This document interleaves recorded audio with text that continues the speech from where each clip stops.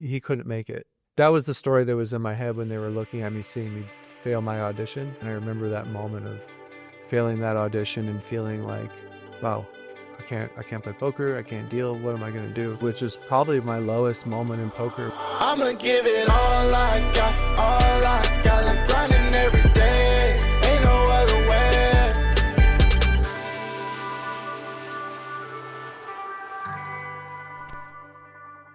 All right, back for another episode of the Skill Game Podcast. Back with my brother, my main co-host. Happy to have you back in Vegas.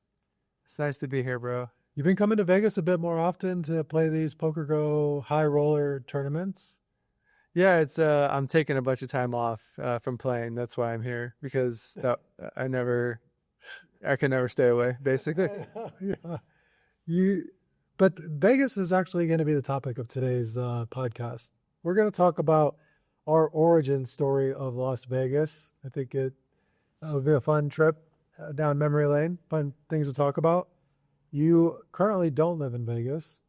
Yeah, Christy and I live in Austin, and yeah, we've been there for about 2 years now.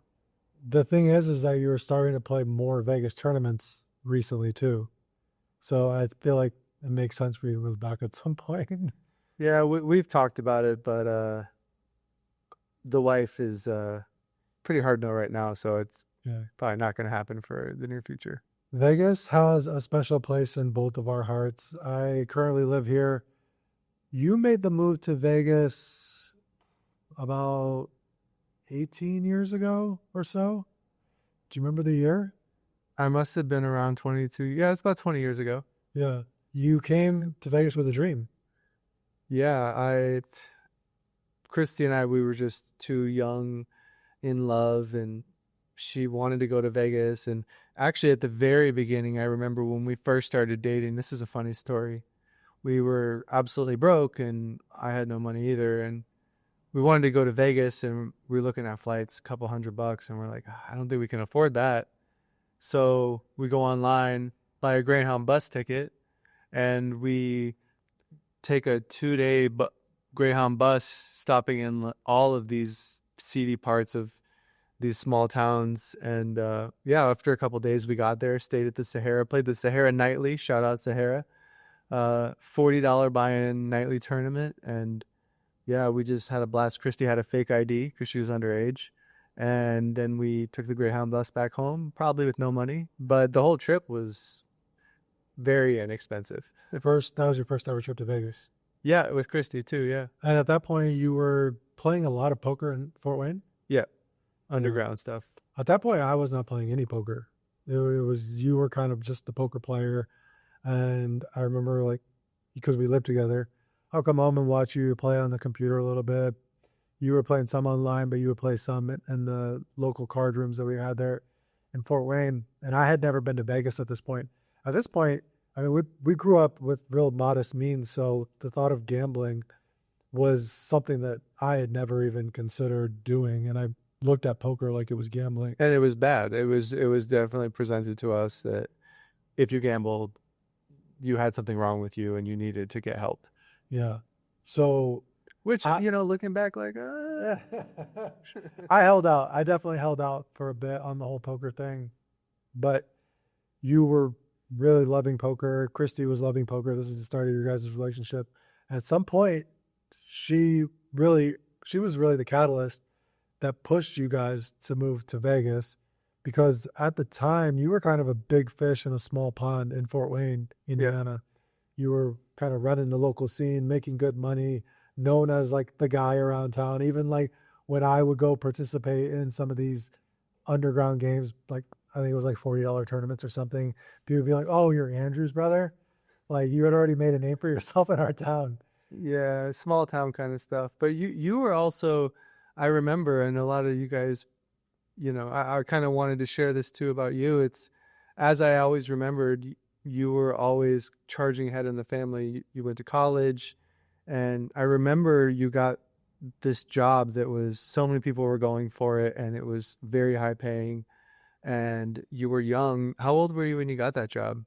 I was maybe 21, but when you say high paying, this is Fort Wayne, Indiana.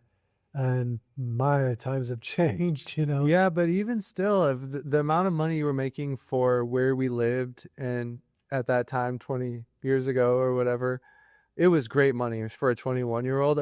I remember being at we were at a restaurant and we kind of all, you broke the news to us. And it was like a very vivid memory I have of such a special moment and thinking you made it. I remember from my recollection of this, I remember crying, or at least getting teary eyed. And then I also remember we had like all of our family in a hotel room too. I don't remember why, but like we had a lot of our family gathered around so that I could like break the news that I had made it. I had gotten a job in corporate America. You bought an Audi, how do you say Audi? Yeah, I think I had spent like 18 grand on a used Audi. It was nice. It was very nice. Yeah. It was a nicer car than I thought I would ever have, that's for sure. But somewhere along the way, Christy decided to move to Vegas. It was your wife. She said, I'm going, and you can come. I'd like you to come, but if you don't come, this is where I'll be. So you followed her out to Vegas and immediately became a small fish in a big pond. Yeah, Christy and I were just grinding local 1-2 no limit games at mostly the Red Rock Casino because we were living out in that area. We split an apartment with a guy that we knew from a bar in Indiana who was a ex-Marine and much older than us. And so we showed up and he had a very small apartment and we rented some furniture and we had all our stuff in Christie's 1997 Chevy Lumina. Yeah. And it wasn't the nicest car, but we packed it in full. You probably had less than 5K to your guys' combined name, right? Oh, we had nothing. We were in negative. Yeah, so I broke my nose in a basketball game, and that was all the money that I had was to pay for the doctor visit. And so when we got there, we had nothing, and I was overdrawing my account and getting basically loans from the bank and paying crazy fees to play one team. I actually didn't know this. Yeah, I mean we were negative when we moved there. I felt like from the time, okay, so back up, I was still living in Fort Wayne at this point when you had moved to Vegas. And for pretty much the entirety of our life, with certain stints here and there, we've always either lived with each other or lived in the same town. Because it's just kind of the relationship that we've always had. And when you lived in Fort Wayne, you actually lived with me. Yep. And when you went to Vegas, you were there for 6 months. And I went to visit you on Memorial Day weekend, I remember. I went with my girlfriend at the time to go visit you guys in Vegas Memorial Day weekend. I had never really been to Vegas before. You know, I helped you guys drive to Vegas. And then I think that maybe we like played the Sahara Nightly or something. And then I flew home. That was the extent of my experience of Vegas. So when I came back in May, I had missed you guys because you guys were with me all the time. And I remember thinking it was like 80 degrees out. It was perfect weather.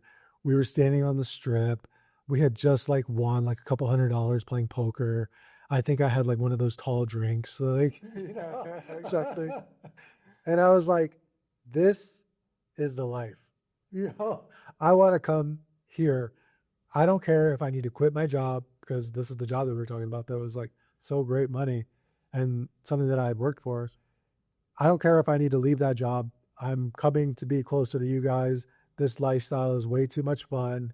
You guys, because in my mind, you guys were making it work. I mean, I didn't think you guys were like killing it by any stretch of the imagination financially, but you had a place to live. You were, from what I thought, you were paying your bills, you know, and you were still someone that was making money playing 1-2 no limit poker, making a couple $1,000s a month. So I was like, I'm going to come out here and find a job in Vegas.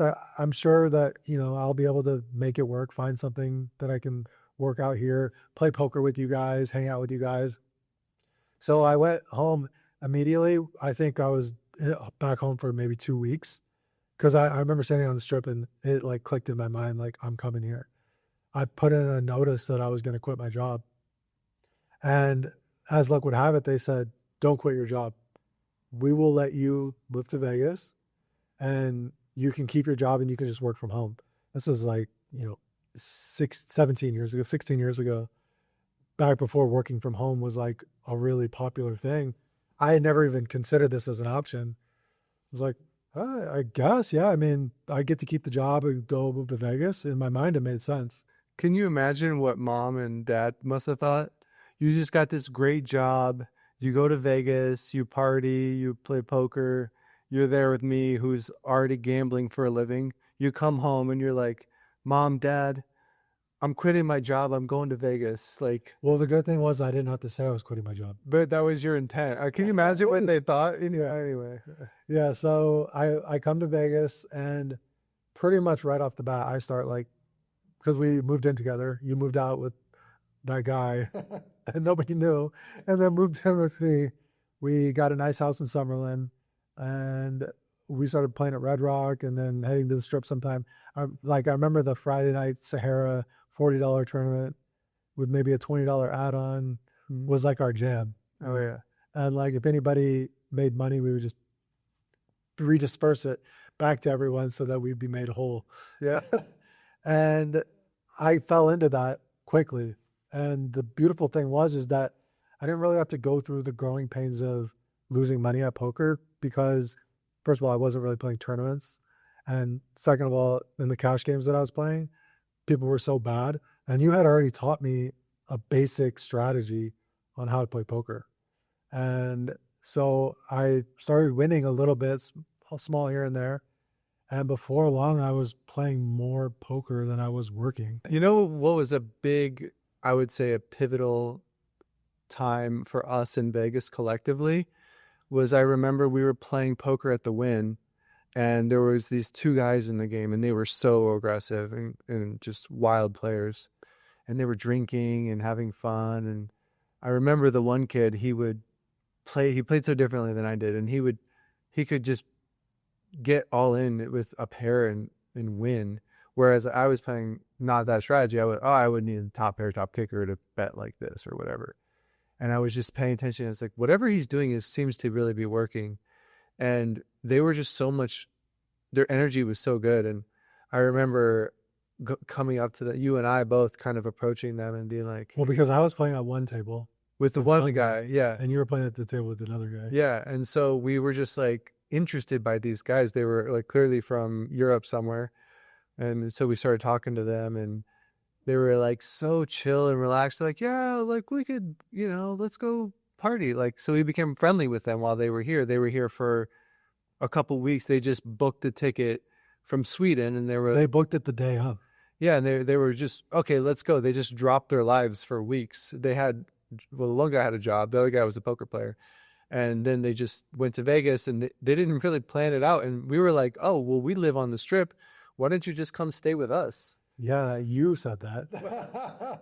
You went along with it. It was fine because I liked them. Yeah, I like both guys, but I generally would go along with a lot of things that you said. But that was actually huge for us because we became friends with them for a long time. And I know that Jonas, one of the Swedes, was instrumental in your poker development for sure.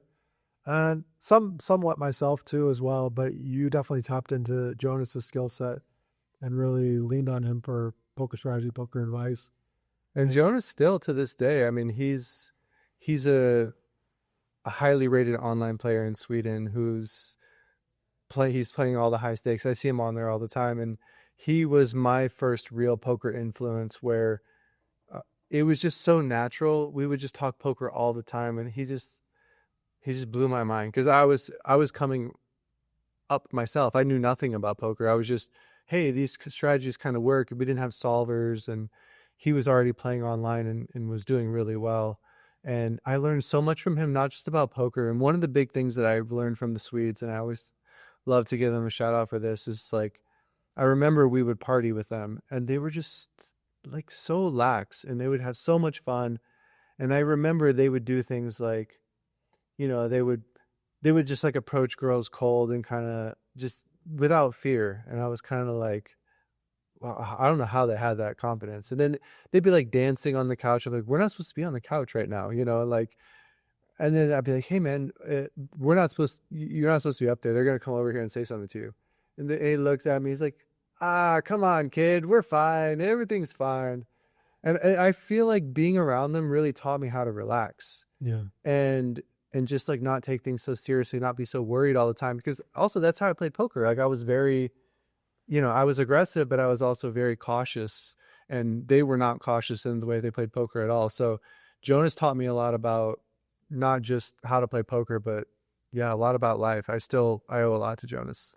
Yeah. I remember when I moved and I had that job that was paying me money every month and I was playing poker, I had enough of a sample size where when I did lose that job and the paycheck stopped, I had enough of a sample size to have the belief that I could do what you were doing and I could not get another job and just make it work playing poker. This was like 16 years ago now. And immediately out the gate, I started winning. So it was more proof. And it's funny how these things work.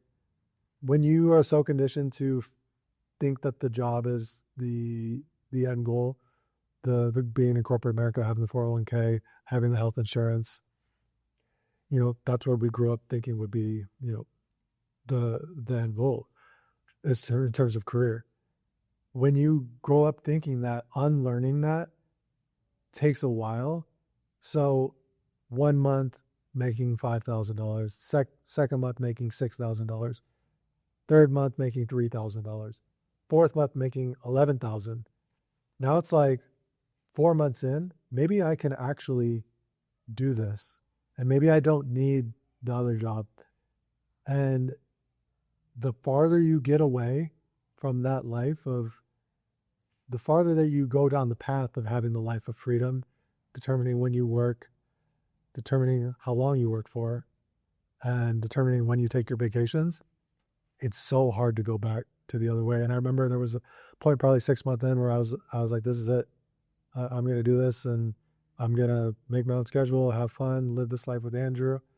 And at about that point is when we decided to move onto the strip Yeah, after but the breakup. real quick about that too. I feel like that's got to be really interesting for other people to hear too, because I think a lot of people that watch this podcast or people that love poker in general, there's always this question of, could I go for it? Could I quit my job? Could I potentially see myself playing full time or supplementing income?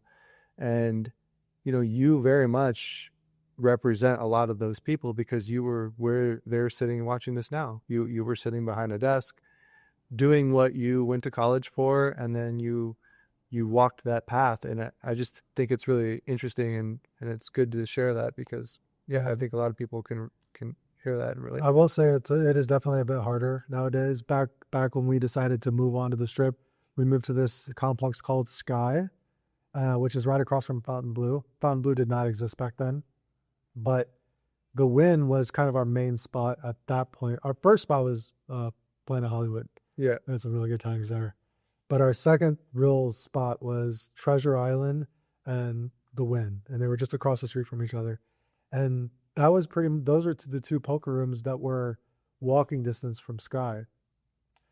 City Center, Aria, that didn't exist yet. So this was a great spot to live and play poker. And I remember there were so many times where I would be at Treasure Island and you would be there, or you would be at Win, and I would like win $500. And I would walk home and it would be 75 degrees out, and I'd have $500 extra in my pocket that I didn't have 6 hours before when I walked there. And I was just thinking to myself, I am on top of the world right now. It was the most fun that I've ever had in my life, especially when you consider how little money I was actually making, because it was that turning point of, I'm playing a game and I'm playing it for a living, and I get to do it with my brother. We get to live together. We live on the strip. We go have midnight breakfast, eggs and hash browns at the Venetian after a debrief on our session, talk about the hands. It was a time of my life. Yeah, it really brings me back. And I remember Treasure Island so fondly. There's actually one I remember playing in that game, and there was this guy he was like the guy, and he won all the money. And I remember one time I folded some hand being on the river, and I remember kind of talking it out loud and him being so surprised that I actually was like in this game and thinking like that. And it was a moment for me to realize like, oh wow, like I might be onto something here with my poker. But also Treasure Island kind of holds this memory for me, which is probably my lowest moment in poker, which is uh I remember poker wasn't working out. I couldn't make it. I was very often I went broke so many times, and because we played in the room all the time. One of our friends was managing the poker room, and he said, "Look, poker's not working out for you, and if you want, you can get a dealing gig here." And I was like, "Okay, yeah. I mean, let's do it. Let's go. Let's. How do I do this? And he's like, "Well, you have to like be able to deal." I was like, "Yeah, okay. Well, I could do that. I could figure that out." So I'm at home, like I can, shuffling and pitching cards. And so then I remember walking in. I had like my kind of like I was like wearing like a suit or something, kind of proper. And I walked past the one tuna limit game that I was playing every day, and like seeing everyone kind of look at me like, "Oh wow, he's," and like I'm sitting at the table with the poker room manager, our friend, and some of the other people. And they're like telling me, "Oh, okay, so pitch it over here and stuff." And I was so nervous and I just wasn't good. And I remember just like pitching the cards and like it just did not go well. And I think part of it was like I felt all the eyes from the people that I was playing with. They looked at me and they said, "Oh, that kid's not good enough. He couldn't make it." That was the story that was in my head when they were looking at me, seeing me fail my audition.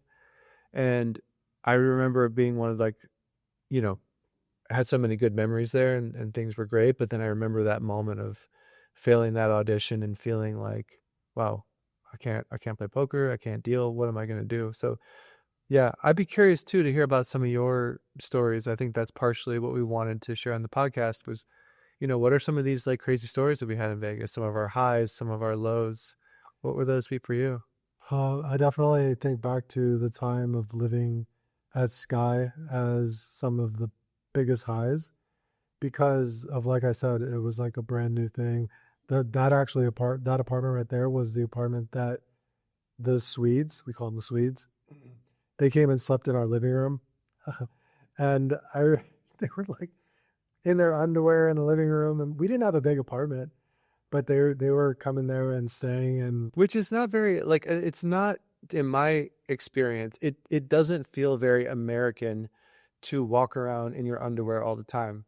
But what I mean by that is, everywhere I've ever lived and having roommates and friends, like I never really experienced people just walking around and they're like tight, yeah, and they're like little and like on there. that's a European thing. So like in America, we have like board shorts when we, Yeah. I just remember being like, oh, they're okay. And then, but then every day and they're just walking around, look at the little tight little. I was like, okay, I guess that's they really got us going out though. Because I didn't really have a lot of friends that would like want to go out to the clubs and stuff.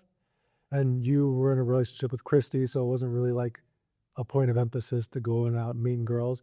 But this was a point in my life where I was freshly out of that relationship. I didn't know how to be single. I was lonely and I was like on the prowl for girls.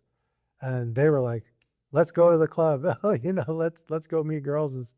And because we were locals, we developed some good relationships with some hosts around town. shout out Ryan Darby. Ryan Darby, yes, currently works at XS, but he used to work at, But is yeah. if you need tables or bottle service, go to Ryan Darby.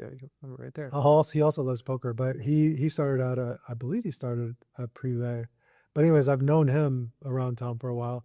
And because you're local, and you come in often, at this point, the whole DJ scene wasn't really like a thing. So we could get a table at a club. It was right when bottle service started to become really popular, at least in my mind, because this is my first time participating in this stuff. And we could go get a group of guys together. And in general, we could be out the door with 2 bottles of vodka and a bottle of champagne that they had comped for us. Sometimes they would give us a bottle for free. Sometimes they would give us 1 bottle of vodka for free and the next one half off or something like that. we'd be out the door for like $1,200, and we'd have, or 1,000 to 1,200, and we'd have 5 or 6 guys. So we were spending like $225 a night to have the most amazing service, best table, girls coming to our table, wanting to talk to us. And for me, I was always going after the girls that were out of towners, because I knew that if I met a girl, first of all, from Vegas, that a lot of these Vegas girls, they were jaded.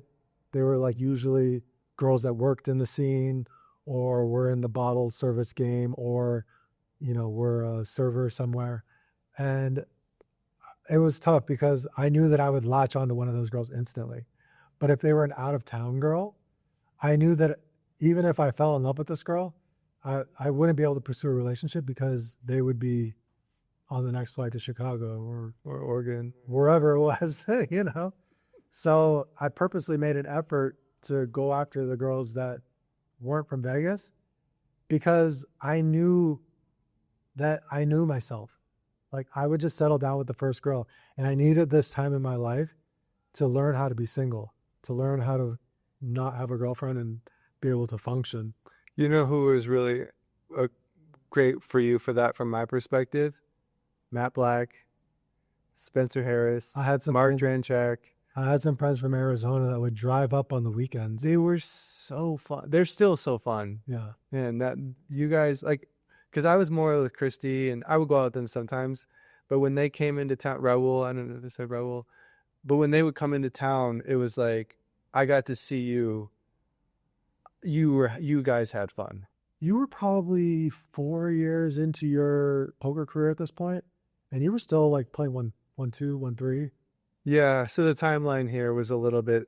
So initially, a lot of the struggle that I had was before I met Jonas. Once I met Jonas, before that, I struggled. I tried to get the job at TI, couldn't get it. I ended up getting a job at Card Player Magazine. They had a subscription based poker site, and I worked customer support. I would answer emails, and people were just the craziest emails. People would be like, "Oh, I'm gonna burn your building down, and this is rigged, and I lost the hand I shouldn't have lost." And I would go in and pull up the hand history and be like, "Actually, they had a pair of sevens, and you had ace high." And I would like respond to all these people. And that was around the time we met the Swedes. And then once I started learning poker from the Swedes, I started to have success again because I was still playing a lot. And then I was able to quit that job. Thankfully, it was. I don't think you worked there for more than a month. It was probably like less than 6 months. Okay. But yeah, that was the thing that kind of changed everything for me, Jonas. But yeah, I did have that short stint at Card Player Magazine. So then there was a period of time where I was playing and you were? I think so. Yeah. That's so crazy to me, considering, it's just crazy to me considering like how far you've gone in poker. And I just remember the times where you needed money, I was there for you to like help you get back in the game or whatever. And the time that I went to Sweden to hang out with the Swedes and spent all my money, this is so ridiculous. I won a seat to the main event on Full Tilt. And I mean, this was probably in 2012. I won a seat to play in the main event, but I had never really played a tournament, like a big tournament. So it seemed kind of weird to invest $10,000 in one tournament. I didn't really understand how special the main event was at this point. And you weren't really playing it at this point, I don't think either, really. So I just decided to take the money and go to Sweden for the summer and hang out with the Swedes. And I think I went to Sweden with maybe $20,000 to my name. So I spent probably $12,000 to $14,000 for 6 weeks. And then we went to Barcelona. And in Barcelona, I was like, it's fine. I have like $6,000 left. I'll just play poker and win a bunch of money and spin it up and then fly back to Vegas. And I lost. I was down to like $1,000. And I called Christy, you and Christy. I remember that. I was like, hey, I need to get home. I don't have any money. And I was like, no problem. I'll just overdraw my account. Okay. Yeah. And then you guys put money in my account so I could fly back to Vegas. And immediately, the first month of being back in Vegas, I remember I won like $11,000 to like pay you guys back and get back on my feet and stuff. But there was so many of these crazy, like run it up, spend all my money. One time I had a IRA that I had withdrawn. You get penalties for that, right? Yeah. So I took the penalties and I used the money to play poker. It sustained me for like a year or something. And then I got a tax bill for like $16,000 for this route for liquidating this IRA. And obviously I didn't plan for that. And you guys helped me cover that too. So there was so many times where I helped you get back in the game. You guys helped me get back in the game. And for the most part, I only played 1-3 and 2-5 in our time in Vegas together. I think our time in Vegas together was probably like 6 years, 5 or 6 years from that point of me deciding to move out there and come to Vegas. And then at that point, I had decided to go to Oceanside because my good buddy Brian Kim, who is still a crusher in the game today, he's playing Tritons and stuff.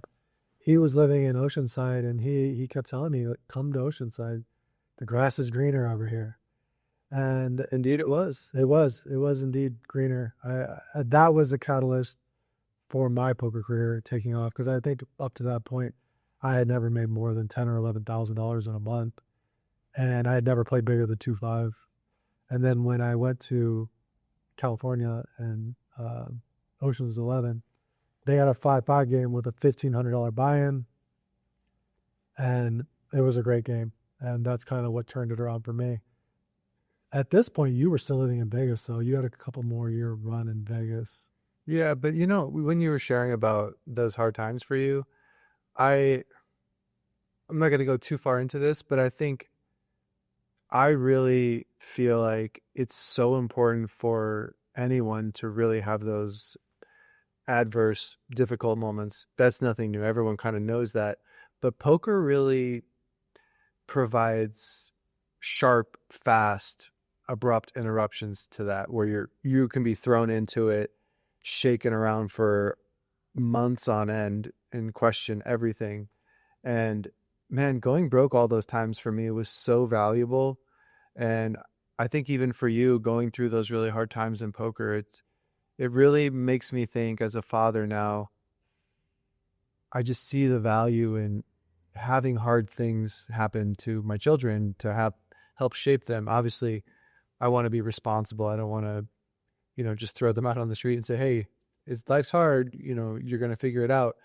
But it makes me think a lot about, how easy I make their life on them, and like how am I going to put in place obstacles for them, watch them struggle, which is really hard as a parent, and not intervene and kind of be there with them through that process. It's a really tricky thing, but it really, like, as a father, all these things kind of they click differently now.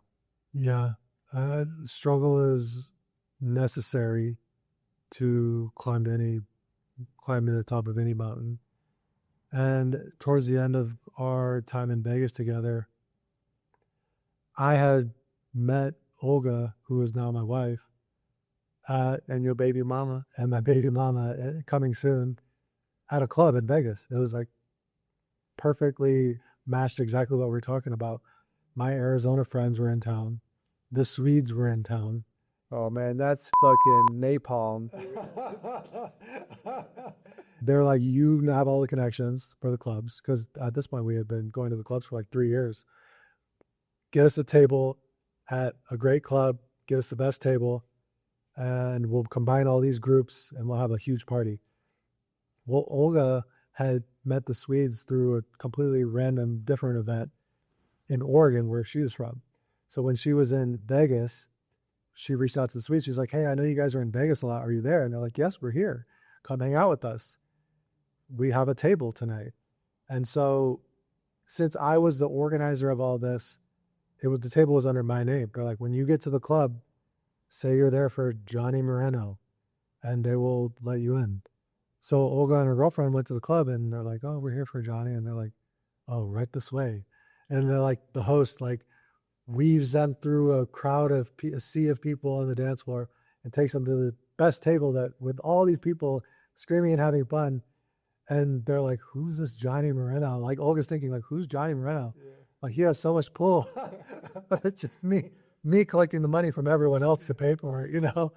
And so she came and started talking to me because she, at this point, she was very young and she didn't want to get kicked out of the table. She wanted to make sure that the table owner liked her in terms of like their company.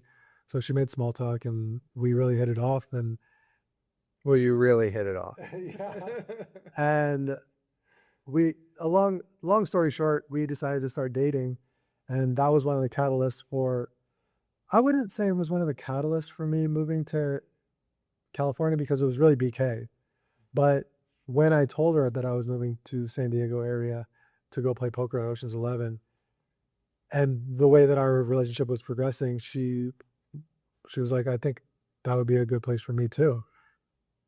Should I come? And I was like, yes, you should come. Let's be in a real relationship together. So she moves down and now it's me, Olga, and BK living in this house. And to this day, Olga thinks of Brian as like her little brother. Yeah. And we had a lot of great times there too. Like the amount of times great times and great stories we had from there are amazing too. But there was also, I would say that I had more low moments. My lowest moment in poker was probably around living in Oceanside. And it was because at this point, I was in a relationship and I needed to provide. You know, I needed to like pull my weight, blowing my bankroll and taking flights to Sweden and visiting my friends in Arizona. I couldn't really, that wasn't my life anymore. Like if I had lost my money doing that before, it was no big deal because I only had myself to like be responsible for. So at this point, I'm feeling more responsibility to be a man, you know, run up a bankroll, not be so frivolous with my money, help us pay for a nice lifestyle. And there was a moment where I was losing and I got on a fender bender where it was my fault because I was daydreaming and I hit rear-ended the guy and it broke my bumper. And now I have to fix my car. I'm losing so then I had to borrow Olga's car to go play poker. And then I remember I was down to like maybe $5,000 and I'm playing a $1,500 buy-in game. And my solution to that was, okay, instead of buying in for $1,500, I should only buy in for $800 now, because now I only have, 6 buy-ins if I drop it down to $800, and I've never lost 6 buy-ins in a row. Like that's just not going to happen to me. And sure enough, I run it up to, I probably had close to $5,000, which was not uncommon in these games because people were buying in for $1,500, but $5,000 in front of me, I have a $5,000 bankroll. So like now I've doubled my bankroll and I'm feeling great. And I get involved in this hand with a friend of mine because the community is pretty small at this point. Ken, redheaded Ken. I get involved in this hand with Ken, who he's a player. He likes to mix it up. And there's no friends at the poker table. And I still remember what I had. I had a hand where I had King 8 suited.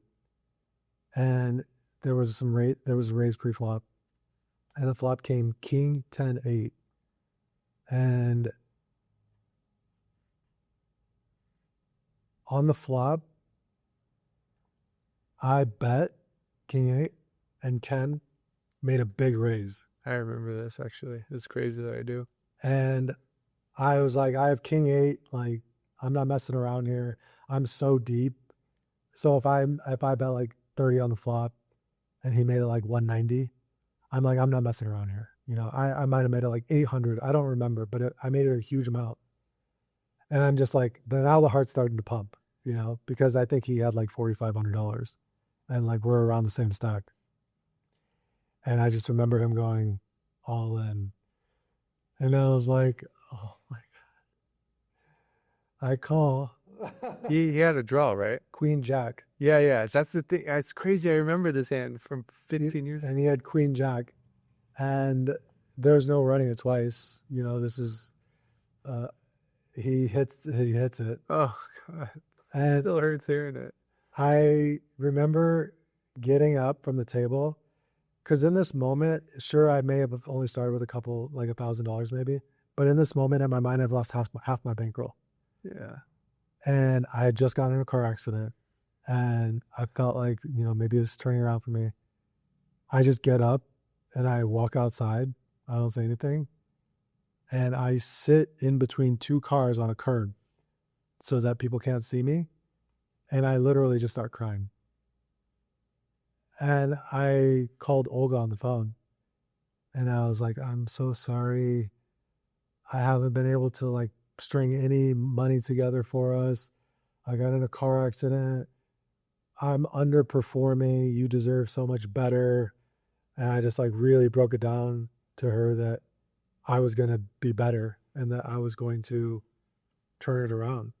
And she was insanely supportive. At that point, she didn't really understand poker to the level that she does now. But for what she knew, she was very supportive. But I would say that that was probably my rock bottom or one of the lowest moments that I can remember in poker. I mean, the thing that I'm hearing too that's really powerful is that in those really difficult times, Olga was there for you. And, just putting myself there in it, because I have a similar kind of experience with my wife and losing. It's, if you actually think about it, as a young man, you're trying so hard to make it. You're trying so hard to be a man, be a provider, and it's kind of emasculating. It's embarrassing. You're trying so hard, and they're watching you. They're like, okay, you can borrow my car. You can't fix your car. You need to borrow money. You don't have money. Oh, you're still losing. It's so hard to carry that as a man when you're trying to be elevate yourself, but also have your partner feel like they're going to be taken care of, and you're kind of doing the opposite. And that for me was really difficult because I experienced that a lot with Christy. And I remember even at the time, not to, I guess, make it about me, but the story comes to mind is I was going through a lot of that many times in poker, and Christy was a person in poker, and there were top tier professional poker players that are very well known to this day that were trying to get Christy's attention when we moved to Vegas. And in my head, I remember one time I just broke down after losing all our money at one point and being like, why don't you just go with this guy that wants you, who's a famous poker player, he's rich. And she stuck by my side, and it's just to this day I still see some of these guys that were trying for her attention and just kind of like, I was a 1-2 grinder, but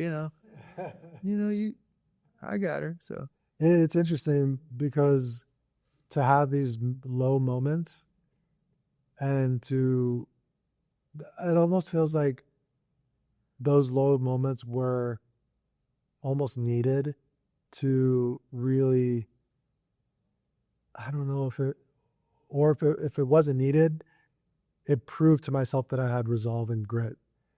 There were things like, for instance, after this session, I thought, okay, what are my options? Olga was like, you could get a job.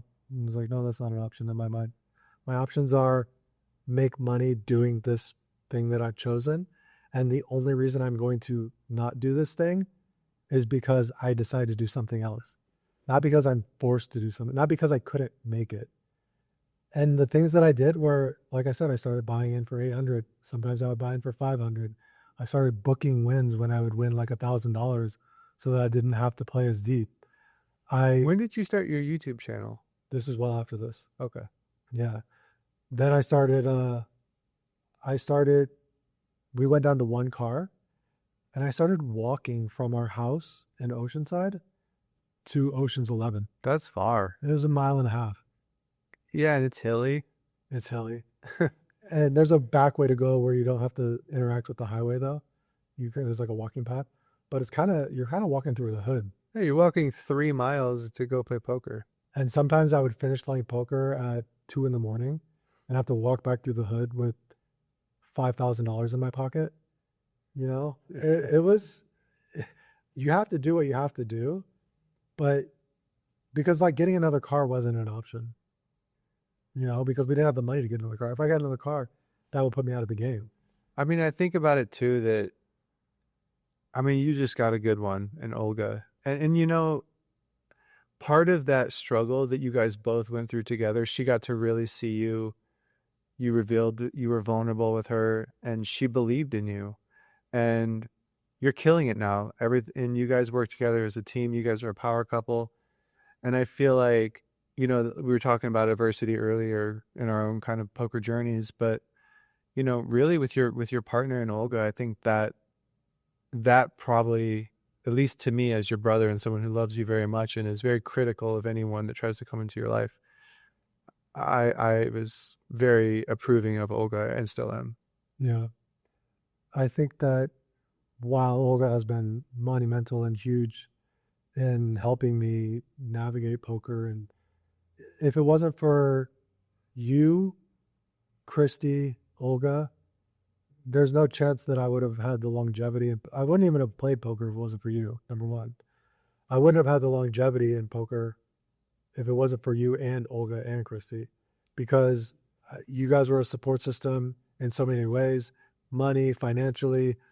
Olga, just her sheer presence and her willing me to want to be like a better version of myself. You with poker strategy, it would have just never worked out to the point of where I was able to make a good living doing it. And through those low points, I actually ended up doing well in Oceanside. It took me a while to figure out the game because I came from Vegas, where it was just a much different game. It was a tighter game, and you definitely have to embrace the gamble a little bit more in Oceanside back then. And by the time I started to figure out the game, I think it was right around the time Jonas started coming and staying with us in Oceanside. There's some crazy stories of Jonas being in Oceanside too. I mean, there's crazy stories around. To give you guys an idea, Jonas would come, he would fly to the United States, 20 to 50K in his pocket, and he would stay until all the money was gone. And it was never a question of if he would leave with money. And it was all like just partying, basically. And his friend, Tom, that would always come with him, they were ride or die homies. He had a job, but I remember he would just be like, after coming with Jonas, he'd be like, all right, well, I'm out of money. And I remember he'd call home and he'd be like, Dad, can you sell my motorcycle and send me the money? And then his dad would sell his items and send him money, and it would stay longer. And eventually he would lose his job. He was like, I'll get another one. So these are the Swedes that were coming and going. They were wild. They lived their life moment to moment. And it was, as a young person, it was so refreshing and just exciting to be in their space, because every day was an adventure. You were like, what are we going to get into with them today? And your freshman year was on a very much the same, not quite to the same level of crazy, but. So through my 16-year poker career, I would say my lowest moment, if I really distill it down to one moment, was that moment in Oceanside, which is probably 7 years into my career. For your nearly 20-year poker career, through playing 1-3, 1-2, $5 sit and goes, all the way up to now you're regular and all the mid stakes. You play every mid stakes. You'll selectively play high stakes as well, poker tournaments. Can you think of like what the lowest moment out of that 20-year career was for you? Yeah, one definitely comes to mind. I remember I was playing poker at the Wynn, and it was a pretty big 1-3 game. They let you buy in for $1,500 at the time, something like that. And I remember on this particular day, I used to be a big punter. I couldn't have the discipline to day in, day out, do what I thought I was supposed to do. Eventually I would crack, and I'd have one day every month or two where I just lost it.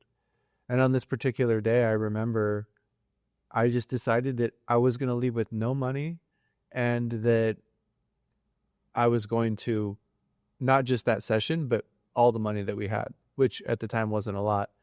And I remember I lost all the money I had. And in that process, there was this guy at the table, and he was asking me about some jacket, like my favorite jacket that I had. And because he asked me about it, he's like, "Oh, it's a nice jacket." And I remember just being like, "You can have it here." And I just gave him my jacket, lost all my money. And I remember sitting on the curb outside at the Wynn, just head in hands, waiting for Christy to come pick me up, thinking, how am I going to explain this to her? And she opens the car door. I open the car door and get in, and we just silent all the way home. And it wasn't just the losing and going completely broke that time. It was the sabotage and the betrayal of, you know, that's Christy and I's money. And the more existential questions around, can I do this? And not just can I do this in terms of be a good poker player, but do I have what it takes mentally? Because I just completely melted down and gave my money away. And I used to have a pattern of that showed up every couple months, and thankfully I've grown out of it, but that was a really hard one. And I think a lot of it was just going through therapy and just figuring out where this sabotage came from. This is my recollection of this story. Tell me if it is incorrect, because sometimes, the farther we get removed from these things, the more we make up in our mind. I thought I remembered we lived at Sky. You called Christy and you said, that jacket, it's like blue. Yeah. You have a couple photos with it. Can you bring that jacket and come pick me up? That's what happened. Yeah. Okay. Yeah. And Christy, she was like, why? And you're like, I'm going to give it to somebody. And then I remember Christy telling me, I'm a little bit worried about Andrew. He just lost a lot of money and he gave away his jacket to a random guy. And I'm like, I don't know. Yeah. Yeah. I mean,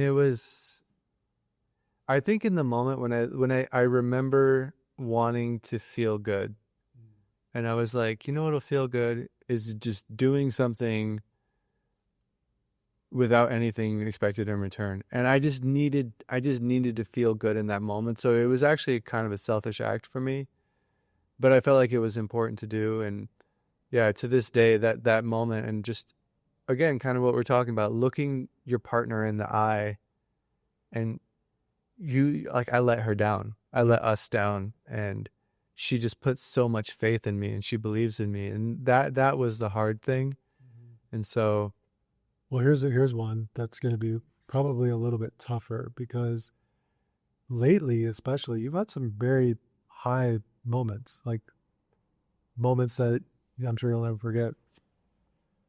Can you pinpoint, you can maybe say a couple, but like some of your moments in poker where it just felt amazing, where you're like, this is why I did this, like this is what I've wanted, or this is everything that I've wanted when I started playing poker? Yeah, I think it's a very privileged thing that I get to say, which is that it's not, when I look back, it's not about winning or winning money. The things that I remember the most that felt the best, and again, I say privileged because clearly, like, winning the money was the thing that changed my life and allows me to have this kind of reflection, that it was with my family and friends. It was when I would be at an FT or on a deep run, and after a big hand, you or mom or Christy, you'd be there, and we'd be jumping up and down and celebrating. It was the togetherness of it all. And that was the thing that really drew me into tournaments, was that, dad from Indiana, mom, and even now playing on streams, I enjoy playing on streams because I like that mom and dad get to watch. That's it. Yeah. But the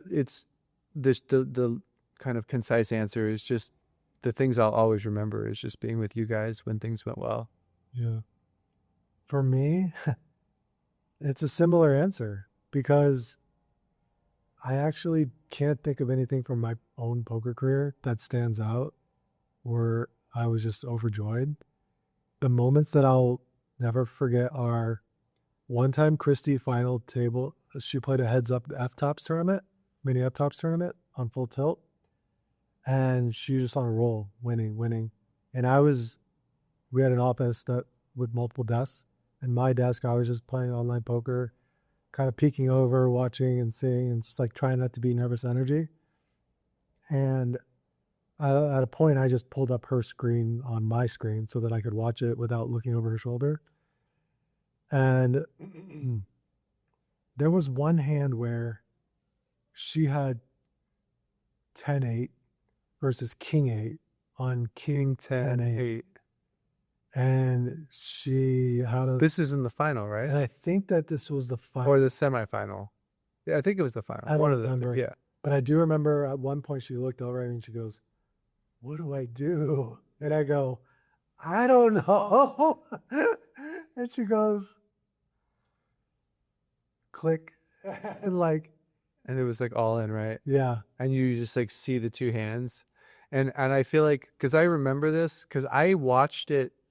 I didn't want to be around her, so I was like somewhere else watching it, and I saw the hands pop up, and I was like, she lost. Yeah. You know, it was like the final or whatever, and then And she had a 10. 10 on the river. She wins in F-tops. I mean, those things were massive. Yeah. It was like a $50 buy, and she won like 50 or 60,000, something like that. The 40, thing that I'll never forget, though, the moment is she didn't even really celebrate. She just saw the hand go down, and then she like turned to me without like making any sort of expression, and I just grabbed her by the shoulders and I was like, "You won!" And I started shaking her, and then she's like, "I won." I mean, she must have won like I think a lot of matches. 8 matches, 10 yeah. matches. It was crazy. Yeah. And then probably another moment was the big moment was you winning the $1.5 million, because I was on the rail there, and the Win doesn't really have a good setup for railing final tables. At least at this point they didn't. They still really don't. And there's a velvet rope. Everybody's staying behind the velvet rope. And when you got in your hand, I'm a little bit taller and I can kind of see the hands. And because I play poker, like I instantly know like who has the best hand, who has the worst hand, you know. So when the card comes, I immediately know. So I see the first card come and you don't have the best hand when you're all in. Yeah. And then the third card comes and I see that you do have the best hand. And I'm like, oh, he might win. And then I see the last card go and you win. I don't care if there's a velvet rope there. I just like jump over the velvet rope and like I let you shake the guy's hand, and then I just grab you and like hold you up in the air. The thing I remember about that is that I'm in outer space. Like this is day 6 or whatever, and it was a grueling long FT. I came in as the short stack. It was like a wild final table, and the final card fell, and I just was like so far on another planet that when you tackled me, I felt like you brought me back down to earth. You brought me into the present moment where I was definitely not. And I was even, it was like you pulled me violently out of outer space, and I was kind of like, oh, what? Oh, I won. Okay. Like it was like a really memorable experience having you come in there like that. And honestly, it's just like people ask me all the time, oh, you think who's better at poker, or you or your brother, or you're a better player than your brother? And I'm like, people don't realize how much we root for each other, truly. And the thing I always tell people is that if you wanted to be a better poker player than me, you would be. You decided that you wanted to do other things. You are very talented. You are always more talented than me athletically, business, everything. And I love telling people that. Like, it makes me happy because I've always looked up to you since I was a kid, and it was like, I it actually was just like, even now. I don't think so. I think that you have something that is perhaps part of your personality. I don't know if it was learned. I don't know if you were born with it. I don't know if it's because you're the younger brother. You have this fight inside of you that has shown up outside of poker. You know, when we were young, you were always getting in fights, and you were not the most talented basketball player, but you were one of the most high effort basketball players. You were scrappy, you were diving for loose balls, you were a winner, you know? And I never had that fight inside of me. I never got in fights as a kid, except with you.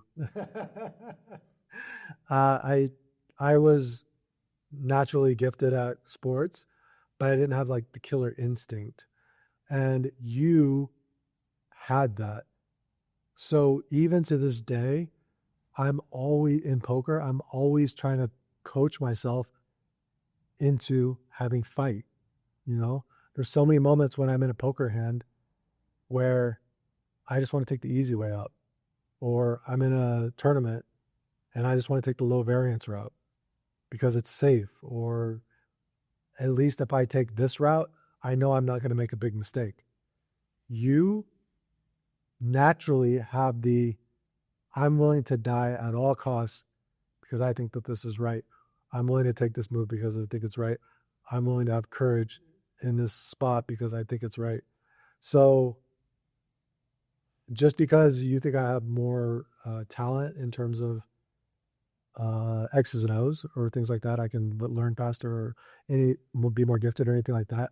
I actually don't think that that comes into play at all here. I think that your innate personality and your innate talent for poker and understanding how poker works is just so above the rim. And it's why you've been able to succeed, along with obviously studying your ass off and working really hard. Respectfully disagree. Really? Yeah, I mean, I I hear you. I think I naturally have this scrappy nature is definitely something that I have. But I think the stuff that you lack is stuff that is just learned over putting in reps. You have we're the same player. Like we always kind of have been. We think a lot alike.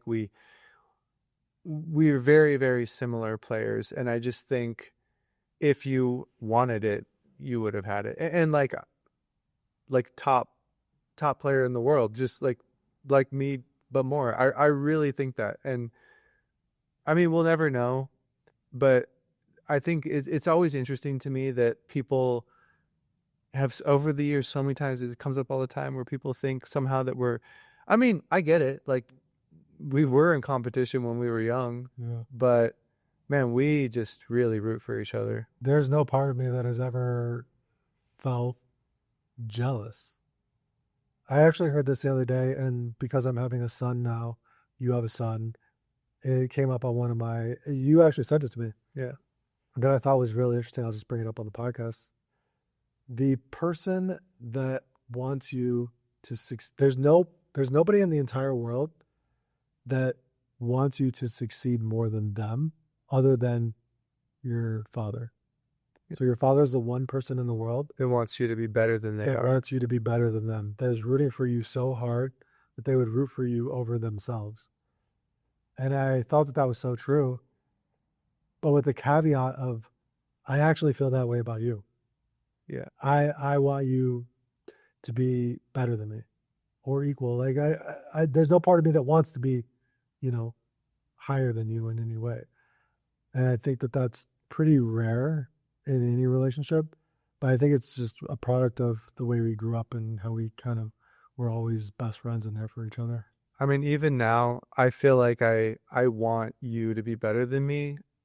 There's a big part of that that really enjoys that still because I always looked up to you. You were just athletic, you were popular, you were smart.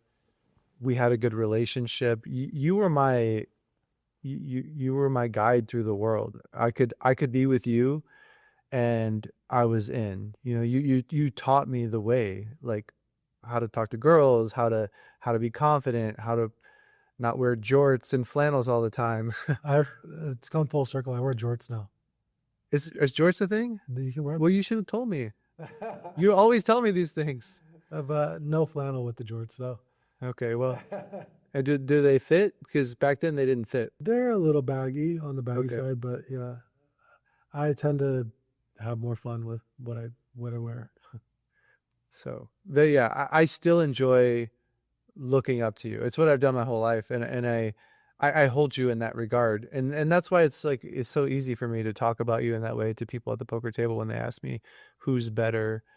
I'm like, well, he's better at everything. You know what I always say? I always tell people, well, mom and dad think he's the best, so I don't fucking care anyway. So Yeah, I think that's probably one of the reasons why it took me a little bit longer to really give up poker tournaments because I knew that I could be good at them. Number one, I knew that I would be able to share that with you. I knew I had access to your mindset and your knowledge around poker tournaments.